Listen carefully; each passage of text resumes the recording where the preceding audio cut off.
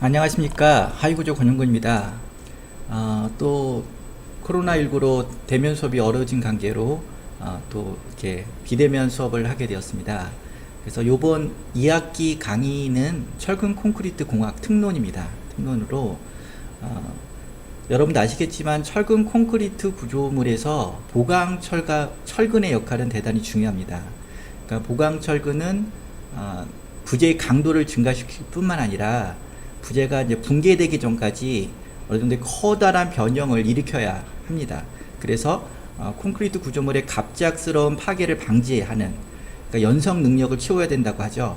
그 덕틸러티, 연성 능력을 키우도록 설계하는 게 대단히 중요하고, 그러므로 인해서 보강 철근의 역할은 철근 콘크리트 공학에서 대단히 중요합니다.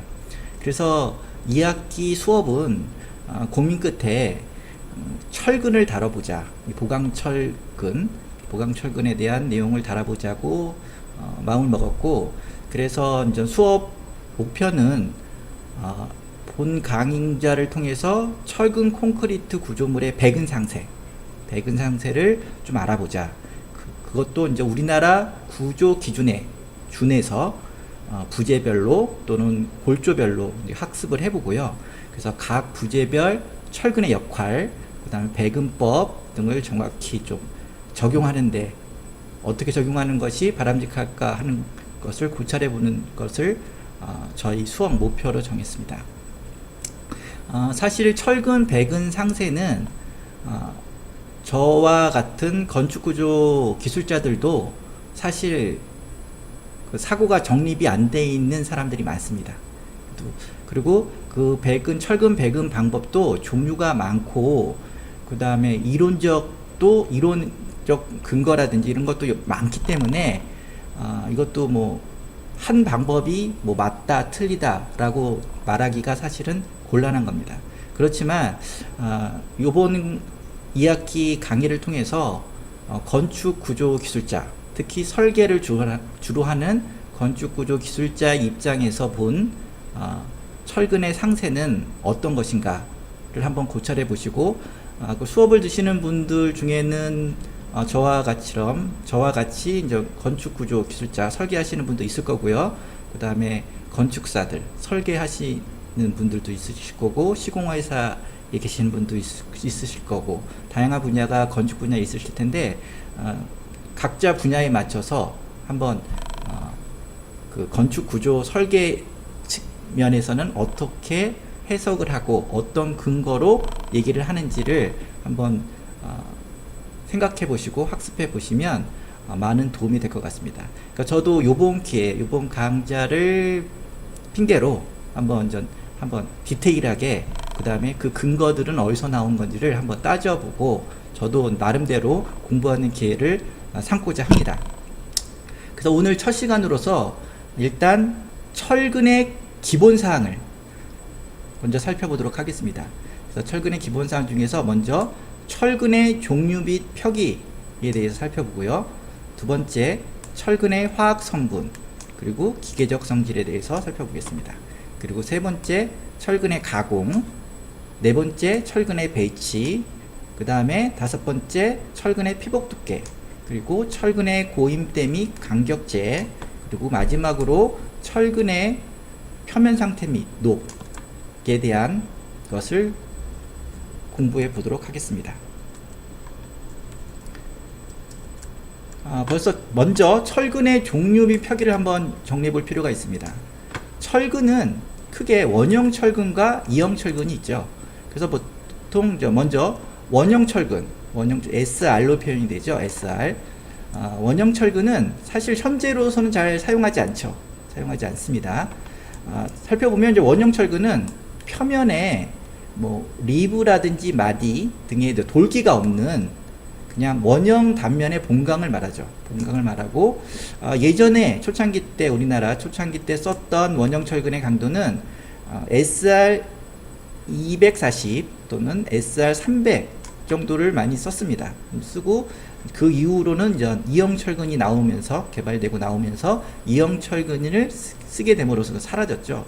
그 당시를 보면 파이 6, 파이 9, 파이는 직경을 말하고요. 뒤에 숫자는 지름을 말합니다. 그래서 파이 12, 13, 16, 19, 22, 25, 20, 28, 32 이 정도의 종류가 나왔었습니다. 그런데 현재에서는 거의 사용이 안 되고 있죠. 사용을 안 합니다. 그 기준조차도 없고요. 그런데 일부 현 기준상 그 용접 원형 철망이라는 게 있습니다. 구조 기준에 콘크리트 구조 기준에 그 용접 원형 철망에는 사용할 수 있게끔 하고 있고요. 또 나선 철근은 기준에 의해서 사용은 가능합니다.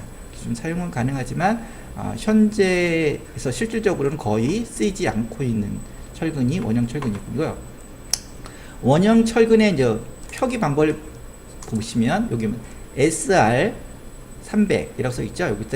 여기서 첫 번째 S자는 스틸을 말하고요. 그 다음에 R은 라운드바, 그렇죠? 라운드바의 뜻입니다. 그리고 뒤에 300이라는 숫자는 항복 강도를 뜻합니다. 항복 강도가 300 단위는 메가파스칼의 항복 강도를 나타내고요.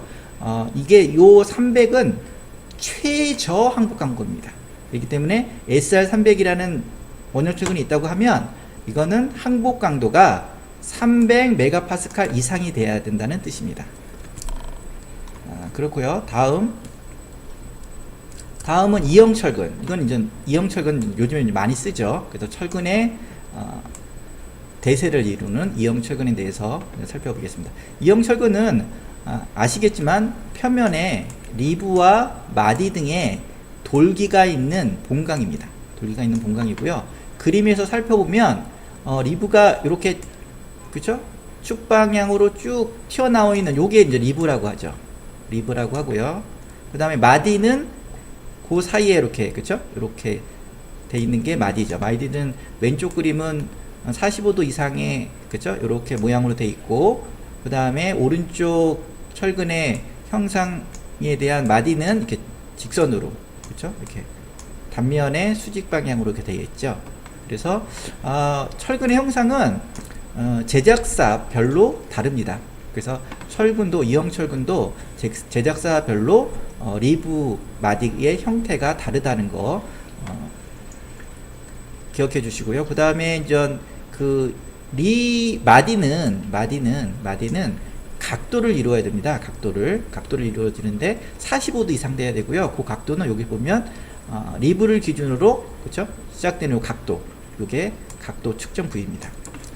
그리고 마디의 높이를 측정하는 지점은 어디가 되냐면, 마디도 이제 여러 이렇게 둘레로 뺑 돌아가면서 있으니까 이게 단면인데, 리브를 축으로 해서 이렇게 반경이 있죠. 이게 반경의 4분의 1 지점, 요 4분의 1 지점을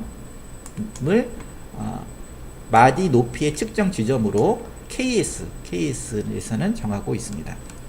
그리고 이형 철근은 또 표기 방법을 살펴보면요. 이형 철근의 표기 방법은 S는 마찬가지로 원형 철근과 마찬가지로 스틸의 약자고요. 그리고 D는 디포음드라는 약자입니다. 디포음드, 그렇죠? 이형 철근이라는, 그래서 디포음드 바를 얘기하는 거고요. 그 다음에 뒤에 숫자, 여기서는 400이라고 표현되어 있는데, 이것도 마찬가지로 항복 강도를 얘기하고요. 뒤에 400의 단위는 메가파스칼입니다. 그래서 이것도 마찬가지로 항복 강도가 400 메가파스칼 이상을 이형철근이라는 뜻을 나타내고 있습니다. 다음은 이형철근의 종류 및 기호를 살펴보도록 하겠습니다. 종류 및 기호. 여기 이형철근요. 이형철근 보면 SD300, 그렇죠? SD400, SD500, 600, 700. 이게 이제 일반 이형철근을 얘기합니다. 그래서 일반 이형철근은 항복 강도가 300부터 700까지, 300, 400, 500, 600, 700 이렇게 현재 KS에는 그렇죠? KSD 3504에는 이렇게 나타나 있고, 현재 얼마 전까지 KSD 350이 있었습니다. 350이 있었는데 2016년인가 케이스가 없어졌습니다. 삭제를 해가지고 예전에 그 설계를 하신 분들은 SD 350도 설계 과정에서 많이 사용하신 걸로 알고 있는데 지금은 현재 KS에서는 350이 사라졌다는 거. 그리고 보통 이제 많이 쓰는 실무에서 많이 쓰는 거는 300도 거의 안 쓰죠. SD 300도 거의 안 쓰고 실무에서 많이 쓰는 것은 SD 400, 500 그리고 600. 그렇죠? 요 세 종류를 실무에서는 설계하는 설계자들은 많이 사용하고 있습니다. 그리고 보통 소형 건물들은 SD 400을 많이 사용하고 있고요. 그런데 이제 좀 대형 건물 쪽으로 가면서 항복 강도가 높은 고강도 이형 철근을 많이 쓰죠. 그래서 SD 500과 SD 600을 그때부터 씁니다. 그래서 좀 물론 이제 SD 400보다 SD 500이 강도가 높기 때문에 단가는 비싸겠죠. 600은 더 비싸고요. 그런데 단가 대비 근데 이제 그 효율을 따져봐야 되는데 당연히 SD 또 400을 쓰는 것보다는 SD 높은 강도를 쓰는 게 철근 물량은 적게 나오겠죠. 당연히 이런 상식선에서. 그런데 철근 물량을 작게 나오는데 또 단가는 높아지니까 그 가성비를 따져봐야 됩니다. 그 단가 대비 효율. 근데 단가 대비 효율을 보면 이게 400에 비해서 500 예를 들어서 500으로 항복 강도가 오름으로 인한 효율보다 단가는 현재에서는 적습니다. 현대는 그렇기 때문에 좀 경제적 설계를 하기 위해서는 대구경 철근 같은 경우에는 예를 들어서 SD 500과 SD 600을 쓰는 것이 효율적이기 때문에 경제적이기 때문에 요즘 들어와서는 좀 대구경 철근들은 SD 500 또는 600을 많이 사용하고 있고요. 그 다음에 10mm, 13mm 정도의 철근들은 SD 400을 쓰는 게 설계상 좀 효율이 뛰어나기 때문에 SD 400은 10mm 또는 13mm 철근을 일대주로 쓰고요. 그리고 그 SD 600으로 가면 직경이 큰 19mm 이상, 22mm, 25mm 이럴 때는 SD 또 600을 쓰는 게 효율적이고 그 SD 500은 그 중간쯤, 그렇죠? 중간쯤에 직경에 또 쓰기도 하고 이런 식으로 그때 프로젝트의 성격과 규모나 이런 상황에 따라서 철근의 그 강도를 결정하고 있습니다. 그래서 주로 실무에서는 현재는 이렇게 SD 400, 500, 600 철근을 많이 사용하고 있다는 거 기억해 두시면 좋고요. 이 밖에도 특수한 또 이형 철근이 있는데 여기 용접형이 있습니다. 용접형은 뒤에 W가 붙습니다.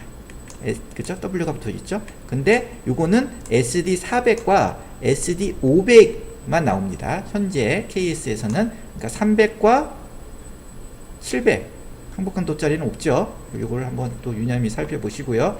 용접 이형 철근은 당연히 용접성이 좋은 거죠. W는 그 웰딩, 그쵸? 용접의 약자를 말하는 거고요. 그래서 용접성이 좋은, 그리고 그러니까 철근도 경우에 따라서 철근과 철근을 용접할 필요가 있어요. 용접할 필요가 있는 그럴 때는 그 용접형 이형 철근을 사용하는 것이 좋습니다. 그 다음에 또 특수한 이형 철근으로서는 내진용 철근이 있습니다. 내진용 철근. 그렇죠? 내진용 철근도 그 사이즈맥이라는 약자의 S를 뒤에 붙입니다. 그렇죠?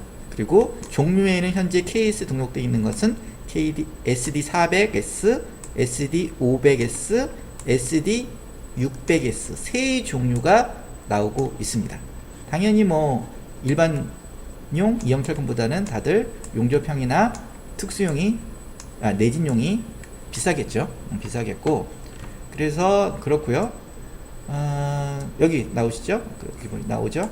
용접용은 그렇죠. 용접할 수 있는 웰더블의 W를 쓰고 있고 내진용, 특수 내진용은 사이즈믹의 S로 표기하고 있다는 거 또 기억해 두시면 좋을 것 같습니다. 이번에는 이형 철근의 치수, 무게, 그 다음 마디의 허용치를 한번 살펴보도록 하겠습니다. 이것도 KS에 있는 얘기입니다. 일단은 KS 기준으로는 철근의 직경이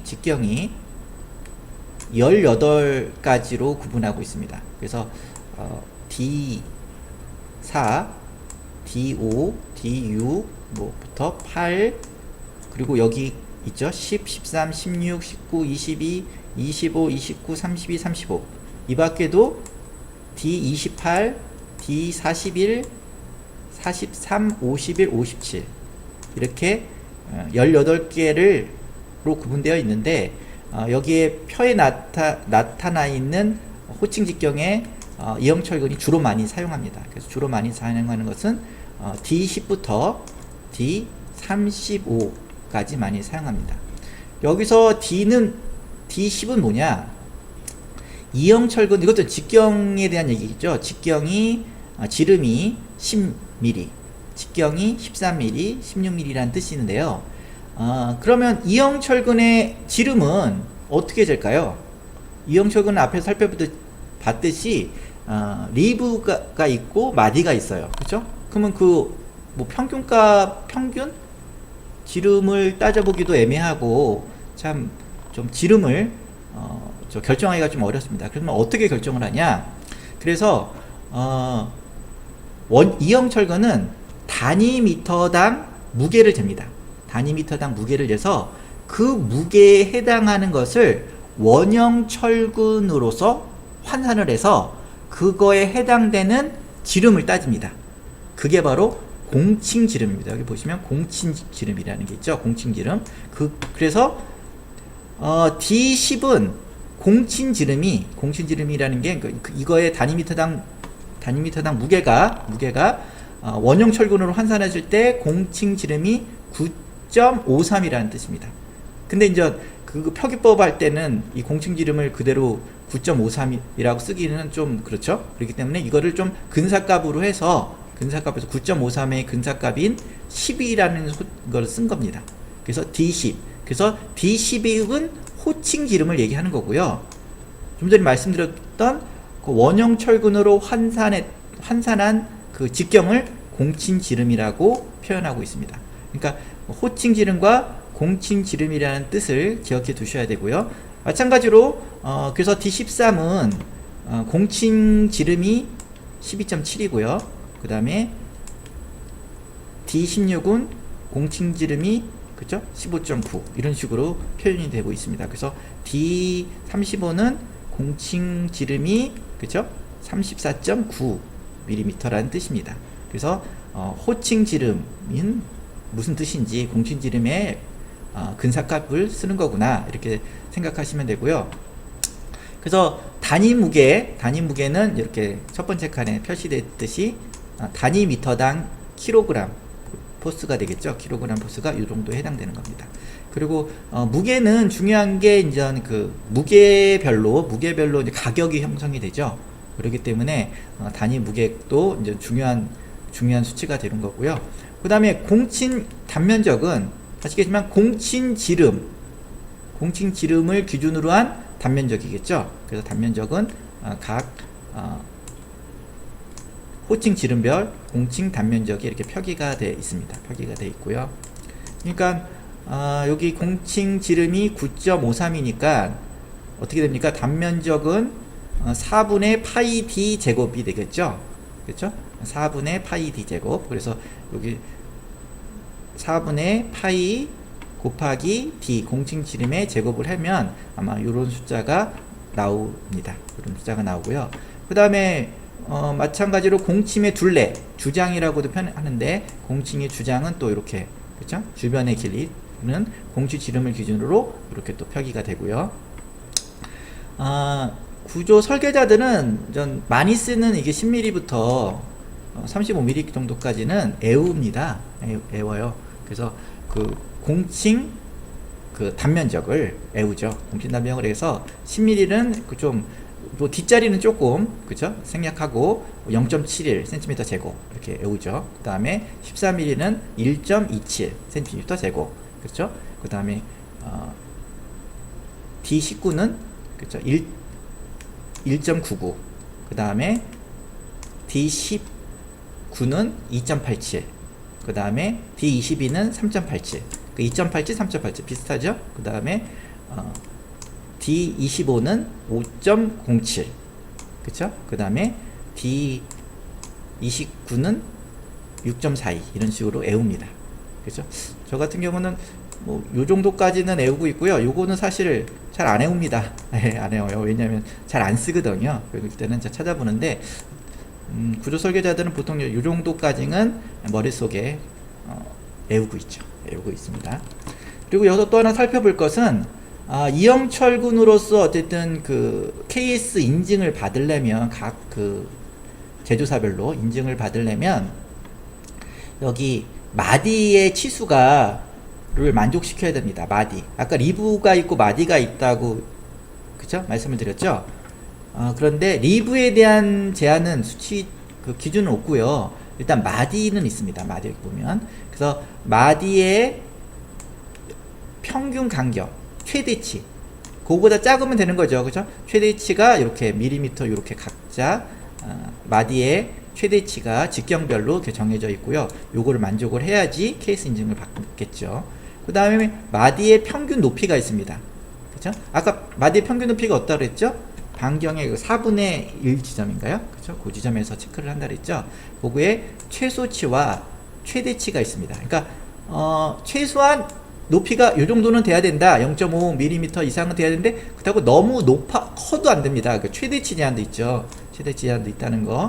그 다음에 마디의 틈 합계의 최소치라는 그 직경별로 기준도 있고요. 그 다음에 아까 그 리브서부터 마디의 그 축성 각도가 있다 그랬죠. 마디와 축성과의 각도는 45도 이상이 돼야지, 그쵸? 돼야지 케이스 인증 제품이 되는 거죠. 그래서 각 제조사별로 요런 수치들을 만족시켜야지 이게 이제 케이스 인증 받는 제품이 된다는 것을 알고 있으면 좋겠습니다.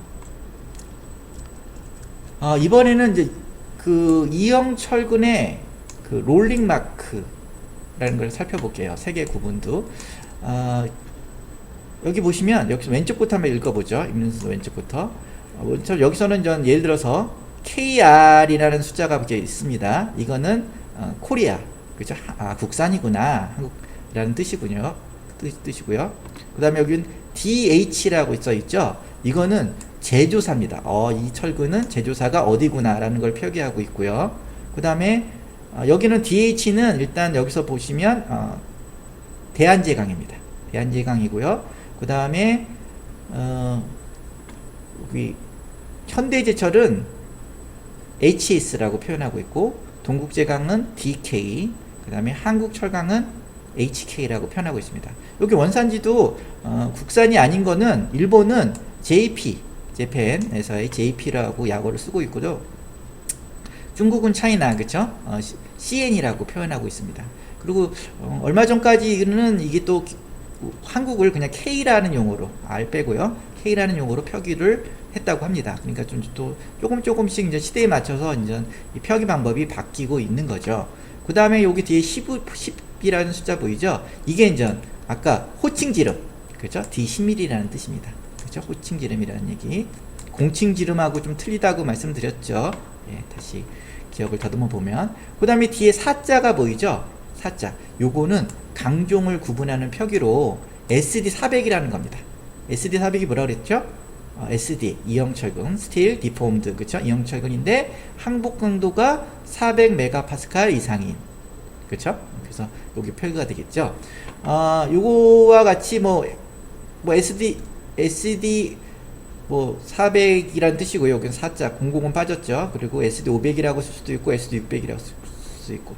그리고 또 제조사별로 도트로 표현하는 데도 있습니다. 도트. 여기 보면, 도트가 하나면 SD 350, 350, 도트가 두 개면 SD 400, 도뜨 하나 둘 셋 도뜨가 3개면 SD 500, 도뜨가 4개면 SD 600으로 표기가 되기도 하고요. 그럼 5개는 뭐죠? SD 700입니다. SD 700 이런 식으로 도뜨로 표시를 하기도 합니다. 그걸 한번 그래서 그래서 예전에는 이런 게 없이 철근 끝단에 색깔로 표기를 했어요. 색깔로 표기를 했다는데, 근데 철근은 구매를 해서 이렇게 절단해서 쓰잖아요. 그렇죠? 절단해서 쓰다 보는데 색깔이 끝단에만 표기되기 때문에 이게 구분하기가 어렵죠. 절단하면이 끝단에만 표기가 되기 때문에 색깔로 표기를 하면 그래서 이제 요렇게 최근 들어와서 롤링 마크로 표기를 해서 어떤 원산지가 그리고 제조사는 어디고 호칭은 얼마고 강종은 얼마인지를 표기하게끔 하고 있습니다. 그리고 색깔로 구분했다고 했죠, 예전에는. 그래서 색깔로 구분하면 뭐 어떻게 구분하느냐, 그 SD 300은 녹색. 근데 이건 뭐 SD 300은 요즘에 잘 안 쓰니까 우리가 잘 쓰는 SD 400부터 500, 600을 좀 주의 있게 살펴보시면 되죠. SD 400은 황색, 그쵸? 그 다음에 SD 500은 흑색, 그죠? 까만색. 그리고 SD 600은 회색, 그쵸? 그래서 뭐 일반적으로 요 세 개가 많이 쓰니까 요거는 좀 머릿속에 기억해 두시면 많은 참고가 될 것 같습니다. 그 밖에도 SD 700은요 하늘색 잘 안 씁니다. 안 쓰는 이유는 좀 이따 다 설명을 드릴게요. 그 다음에 그 용접 이형 철근도 있다 그랬죠? W가 붙었으니까, 그렇죠? 그러니까 SD 400W는 백색, 그리고 SD 500W는 분홍색 이렇게 표기가 되고 있고요. 그리고 요거는 S가 붙은 건 뭐죠? 내진용 철근, 그렇죠? 그 SD 400S는 보라색, SD 500S는 적색, SD 600S는 청색으로 표시하고 있습니다. 그래서 보통 이렇게 묶음으로 이렇게 구매를 하잖아요. 현장에 도착을 하죠. 다발로 이렇게 묶음. 그럼 뒤에는 태그가 붙어 있는데 그 태그에 이런 또 색깔로 표시가 되어 있습니다. 예. 다음은 현재 그 구조 설계 기준에 의해서 보면 각 철근의 종류에 따라서 항복 강도의 상한선을 제시하고 있습니다. 보면 그래서 철근 설계 기준상의 항복 강도의 상한선을 살펴보도록 하겠습니다. 현재 기준이에요. KS가 아니라 KDS죠. KDS, 코리안 디자인 스탠다드의 약자이죠. 그래서 KDS 41이라고 합니다. 현재. 그리고 이거는 좀 오픈돼 있어서 인터넷에서, 그렇죠? 포털 사이트에서 국가건설기준센터라고 치시면 국가건설기준센터라고 치시면 다 오픈돼서 나옵니다. 그래서 KDS에는 나오고요. 또 말이 나온 김에 거기에는 또 표준시방서도 나옵니다. 표준시방서. 그거를 좀 코리아 컨스트럭션 스페시피케이션 해가지고 KCS라고 표현하는데 거기도 기준 플러스 표준시방서도 나오기 때문에 인터넷상에서 언제든지 찾아보시면 됩니다. 그래서 이제 현행 기준에 의하면 각 철근의 항복 강도의 상한선을 제시하고 있는데, 이거는 전 콘크리트 학회지 최근에, 그렇죠, 1월호에 실린 내용입니다.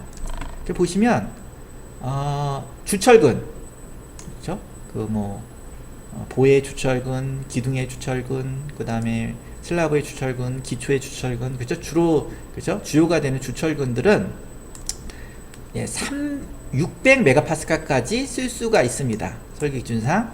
그러니까 700메가파스칼 못 쓰게끔 돼 있습니다. 현행 기준상. 앞으로는 쓸 수 있게끔 될 수도 있겠죠. 근데 지금까지는 그래서 상한선이 600메가파스칼 를 초과하면 안 되니까 요거까지를 쓸 수가 있을 거고요. 그래서 보통 이렇게 쓸 수 있는 게 600메가파스칼 설계 기준까지만 쓸 수가 있어서 앞에서 얘기했던 SD 700 같은 경우에는 거의 사용을 안 하는 겁니다.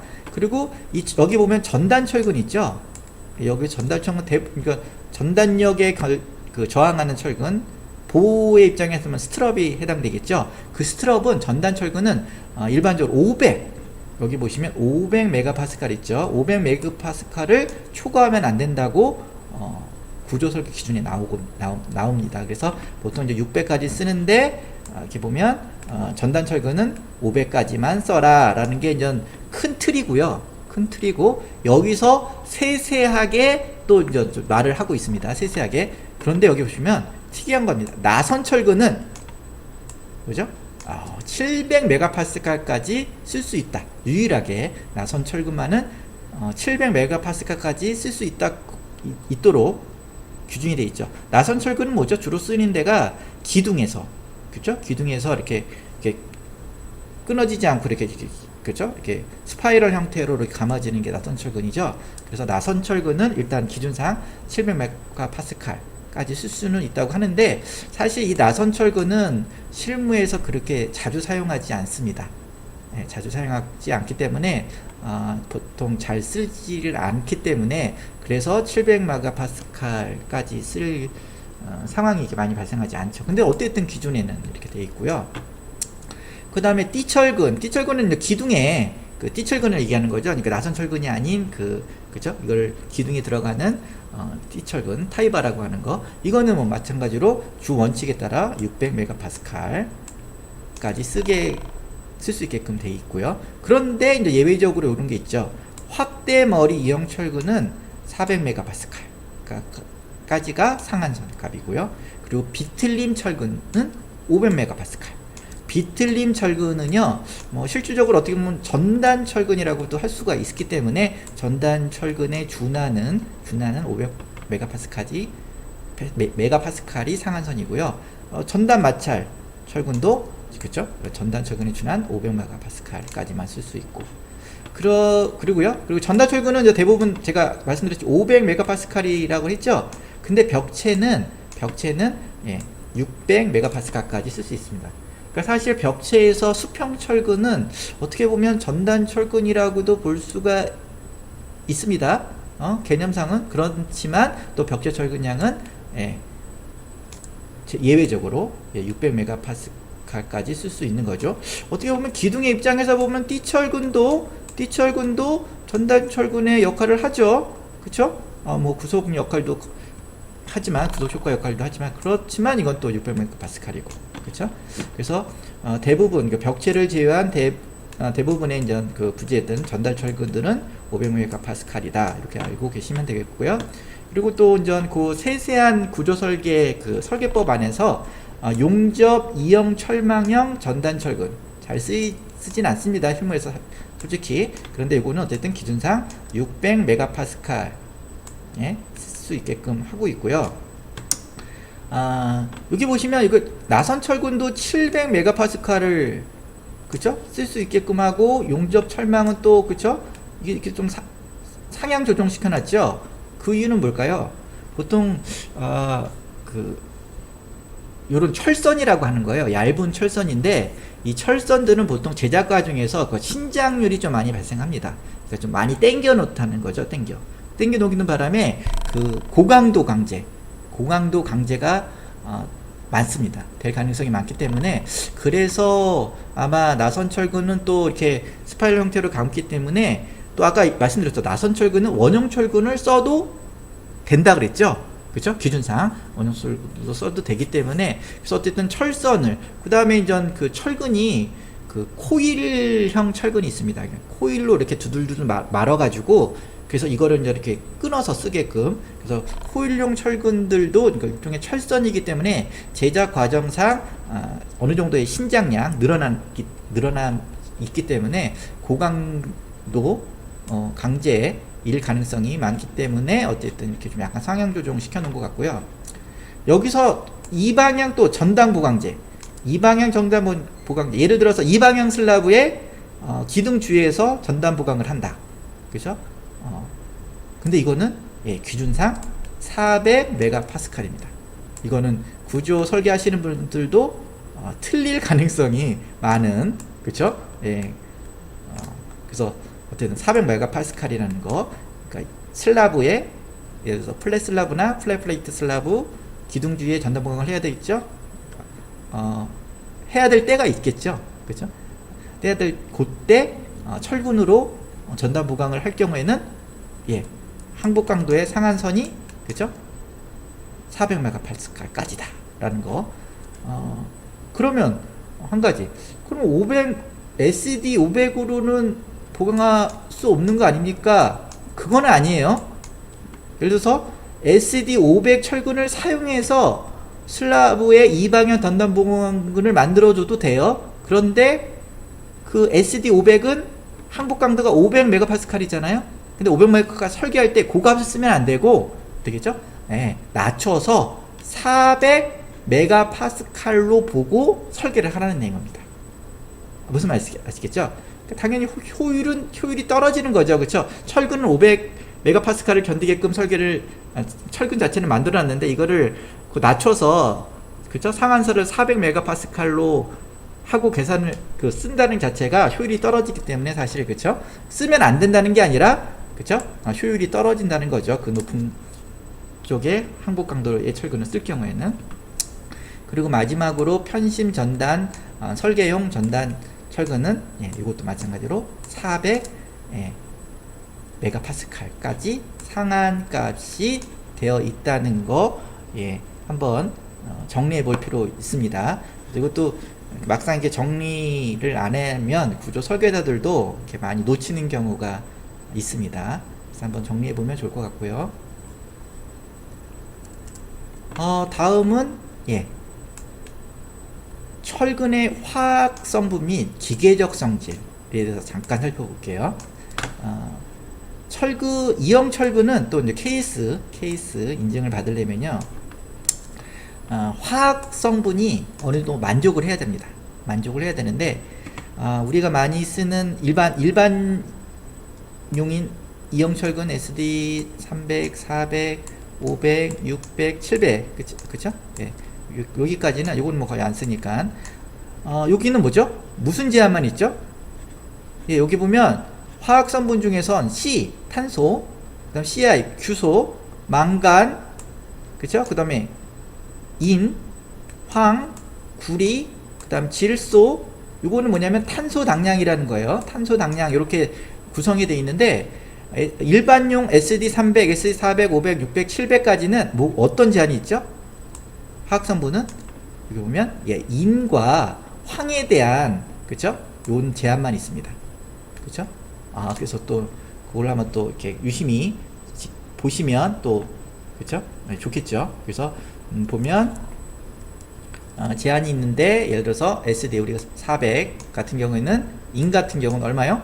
0.045 이하 그쵸? 를 넣어야지 그 이상 넣으면 안 되는 거죠. 그쵸? 그리고 황 같은 경우는 뭐 0.045 이하, 이것도 마찬가지예요. 같은 값이네요. 어쨌든 그죠? 다 같은 값이네요. 그쵸? 인과 황의 그 값들이 다 같은 값이네요. 이렇게 이하로 만족을 해야 되고 그 이상이 되면 안 된다는 거죠. 그리고 여기 보면 SD400W 그리고 SD500W 뭐로 그랬죠? 내진용 철근, 그렇죠? 내진용 이형 철근. 요거는 어떻게 되죠? 다른 인과 황에 대한 제한도 있는데요. 있는데 다른 제한이 있어요. 이때부터 나오죠. 뭐예요? 탄소, 그 다음에 규소, 망간, 그 다음에 구리. 아니, 구리는 아니군요. 구리는 빼고 질소, 그렇죠? 질소, 그 다음에 탄소 당량까지의 화학 성분의 제한이 있다는 거 다 이해하죠. 그렇죠? 다 이하. 그래서 한번 살펴볼 필요가 있으시고요. 근데 이제 구리에 대한 제한은 어디서 시작하냐면 여기 보시면 S라고 표시된 이게 뭐죠? 내진용 이형 철근은 그렇죠? 그 용접형에 비한 그 화학 성분도 다 있는데 뭐가 더 추가된다? 예, 구리에 대한 성분이 추가되는데 여기는 뭐죠? 이상이에요. 0.2 이상. 그쵸? 0.2 이상이 있어야지, 그쵸? 예, 그 내진용 철근으로서 인정받는다. 케이스 인정을 받는다는 거고요. 그 다음에 여기도 보면 좀 더 자세히 보면 여기 C에 A라는 그죠? 접두어가 붙어 있고 여기 탄소 당량에 A가 접두어가 붙어 있잖아요. 여기 보면 또 좀 더 구체적인 조항으로서 SD400W 요거죠. SD400W 그 다음에 SD500W SD500W에서 치수가 호칭명 D32를 초과하는 것에 대해서는 그쵸? 32를 초과하는 경우에 대해서는 어떻게 된다? 그럼 초과한다는 건 D35 이상 되겠죠? 탄소 함량이 여기 탄소 함량이 요거죠? 요거죠? 그쵸? 요거 탄소 함량 어떻게 한다?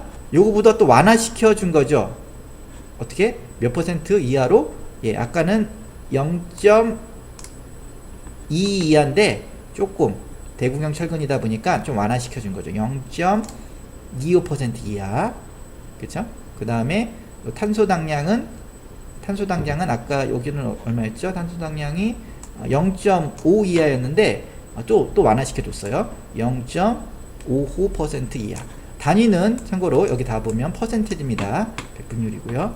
그리고 또한 SD600S가 여기 있네요. SD600S에서 치수가 이것도 마찬가지로 D32를 초과하는 경우에 대해서는 여기 뭐냐 탄소 함량 아까 얼마였죠? 0. 그쵸?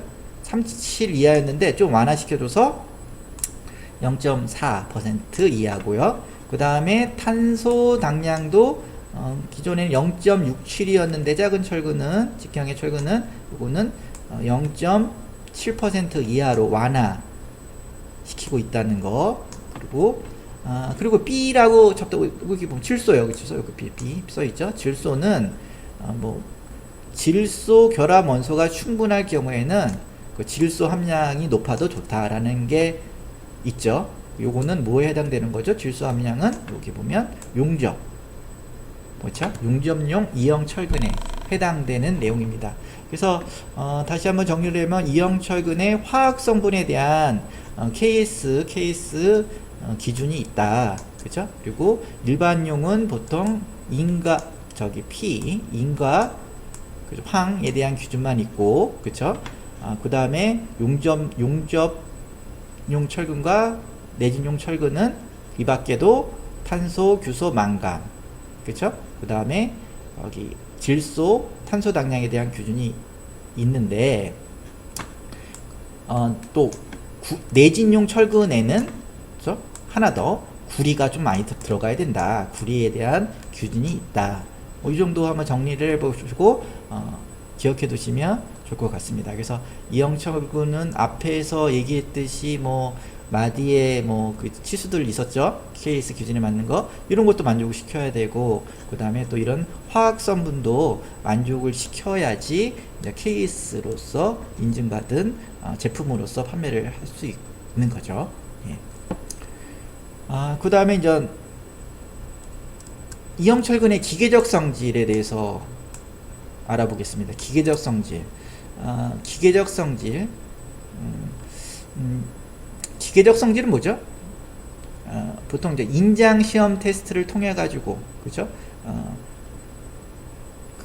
세로축의 응력과 변형률의 관계로 그래프를 그려서 항복 강도를 그렇죠? 찾아내고 그리고 인장 강도를 찾아내고 그렇죠? 그래서 이형 철근은 강제죠. 일종의 강제이기 때문에 강제에 대한 기계적 성질이 인장 실험을 통해서 분석을 하고 그리고 이거의 분석들이 대단히 중요합니다. 그래서 저번 학기에 제가 강의 자료로 올려놨던 재료의 역학적 성질 그렇죠? 이러는 동영상이 있습니다. 동영상 자료가 있는데 재료의 역학적 성질 동영상 자료를 안 보신 분들은 반드시 좀 챙겨 봤으면 좋겠습니다. 그래서 모든 재료의 그 기계적 역학적 성질 또는 기계적 성질이라고 부르는 것들이 대개 보면 구조공학에서 기본이 되는 사항입니다. 기본이 되고 되게 중요한 사항입니다. 그리고 뭐 기초가 돼서 매번 구조공학 시간에 나옵니다. 철근 콘크리트 공학 시작할 때 나오고요. 그다음 뭐 재료 관련된 과목 때 시작하면 또 나오고요. 계속은 강구조에서도 나오고요. 계속 나와요. 계속 그 거의 구조공학 전공책의 처음에 이렇게 나오는데, 그러니까 여러분들 아마 자주 또 이렇게 많이 보셨어요. 많이 보셨는데 실제로 또 내가 얼만큼 알고 있을까를 따져보면 또 많이 또 모르시는 게 또 사실입니다. 그렇기 때문에 한번 그 전에 올렸던 제가 동영상 전주에 재료의 역학적 성질 좀 길어요. 제가 썼던 마스터 구조 역학 책을 교재로 하다 보니까 거의 합치면 그렇죠? 1, 2로 나눠져 있죠. 하면 2시간 걸리나요? 네, 2시간 정도. 너무 긴데 그래도 한번 꼭 챙겨보시고 있는 것이 좋겠습니다. 특히 구조 하시는 분들은, 저와 같이 건축 구조 하시는 분들은 반드시 챙겨보셔서 자기가 몰랐던 거, 그리고 자기가 가졌던 편견 같은 거를 조금 이렇게 그죠? 좀 깰 필요가 있습니다. 또 말이 길어졌네요. 그러면 대충 이게 표만 볼게요. 그러면 이형철의 기계적 성질은 여기 보면 SD 400, 300, SD 300, 400 있죠? 약간 종류별로 있는데요.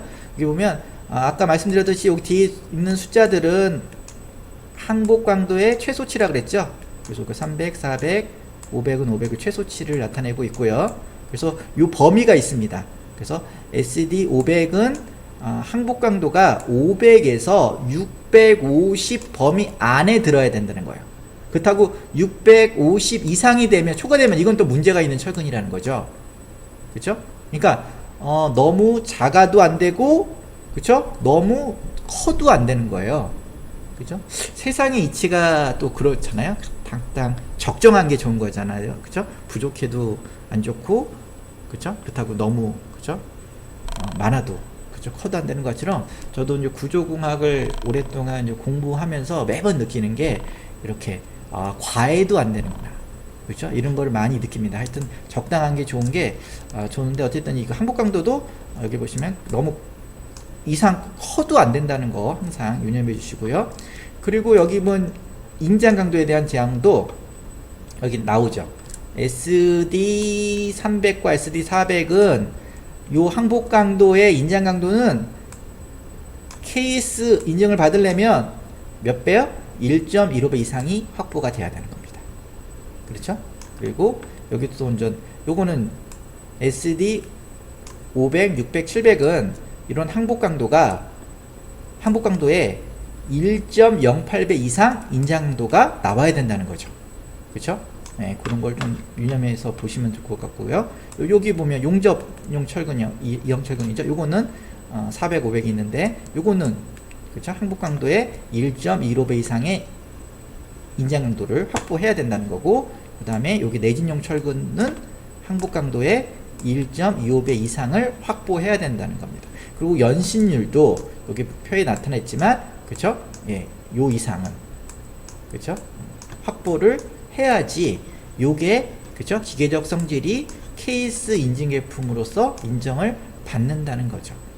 그렇죠? 아까 화학성분뿐만 아니라 이런 기계적 성질도 만족을 해야지, 그렇죠?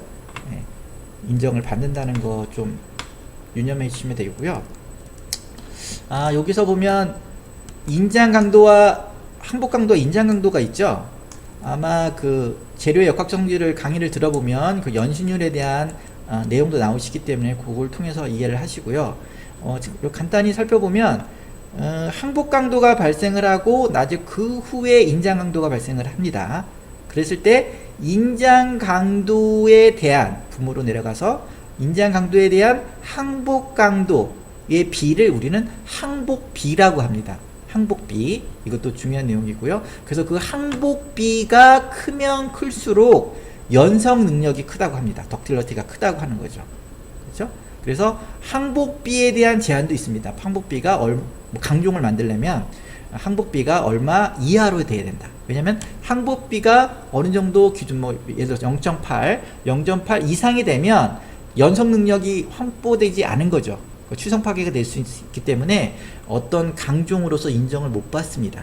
그래서 강종으로 인정을 받으려면 항복 강도도 중요하지만 인장 강도도 중요하고, 그래서 인장 강도에 대한 항복 강도, 항복기가 대단히 중요합니다. 그러니까 그런 것도 한번 좀 살펴보면 좋겠죠. 그 다음에 그래서 보면 당연히 그 SD 400, 500이 여기 SD 600, 700, 700보다는 마일드강, 연한강이죠.